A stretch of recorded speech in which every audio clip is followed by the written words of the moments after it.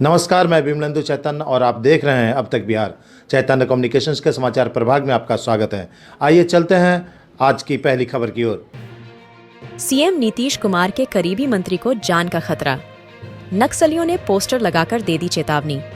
बिहार के गया में मुख्यमंत्री नीतीश कुमार के करीबी मंत्री को दलित विरोधी बताते हुए नक्सलियों ने पोस्टर चिपकाकर आंदोलन की चेतावनी दे दी है।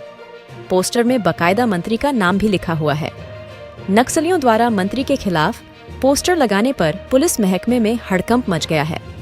दरअसल नक्सलियों ने गया के बांके बाजार थाना क्षेत्र के चौंगाई में बिहार सरकार के मंत्री अशोक चौधरी के खिलाफ पोस्टर लगाया है। पोस्टर में मंत्री को दलित विरोधी बताया गया है और कहा गया है कि दलित होकर भी अशोक चौधरी दलित विरोधी हैं। अशोक चौधरी को दलित, महादलित, आदिवासी और किसान विरोधी बताया गया है।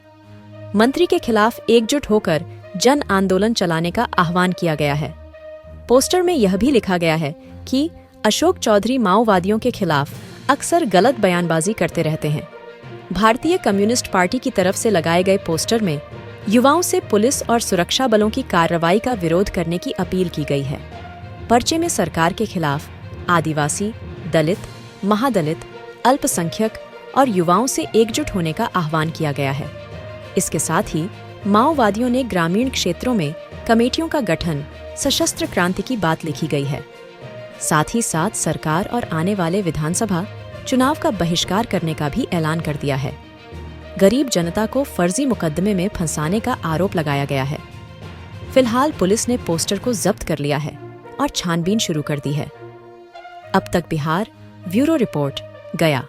तो बोल चुके हैं सर, एक बार अलग तो बात बोलते हैं सर, एक बार सोरेन जी को जो वहाँ से एक तरह से झटका दिया गया है, उससे हम लोग भी दुखी हैं। जनतंत्र में जमहूरियत में ऐसा नहीं होता है कि किसी को इज्जत दिया जाए और कान पकड़ के निकाल दिया जाए। तो उनके साथ यही हुआ है। ये बात सही है कि चंपई सोरेन को उन्होंने दिया था तो शायद यही समझ के दिया होगा कि आदमी करने वाले कुछ नहीं है, जो मन में आएगा वही हम करेंगे।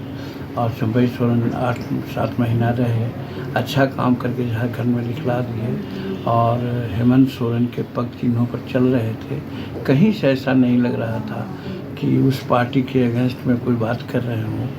और ठीक है, जब हेमंत सोरेन को मिल गया जमानत के बाद आए तो एक प्रक्रिया होती है हटने हटाने की, उस प्रक्रिया को अपनाना चाहिए था। या तो वो कहते कि भाई साहब हमने आपको बनाया है, अब हम आ गए हैं तो आप इस्तीफा दे दीजिए, तो वो भी नहीं किया गया। तो आते ही आते उनके जितने भी कार्यक्रम थे सब कार्यक्रम को रद्द कर दिया गया। और उस समय मुख्यमंत्री नहीं बने थे हेमंत सोरेन, उसके बावजूद भी पदाधिकारियों से कहा कि बंद कर दिया और फिर लेजिस्लेचर पार्टी की बैठक में बुला करके ज़बरदस्ती उनसे इस्तीफा लिया गया और अपने मुख्यमंत्री बन गए। एक घटनाक्रम ऐसा लगता है कि किसी को मान मर्यादा दे करके उसको फिर अमर्यादित करें, ये उचित नहीं है। ऐसे परिस्थिति में और चंपई सोरेन अगर कुछ बोलते हैं कि हमको ठेस लगी है, अब हमारे सामने क्या विकल्प है, तो वो तो उन पर निर्भर है। लेकिन जो प्रक्रियाएं हुई है उससे हम भी दुखी हैं और चाहते हैं, सोचते हैं कि जमहूरियत में ऐसा नहीं होना चाहिए।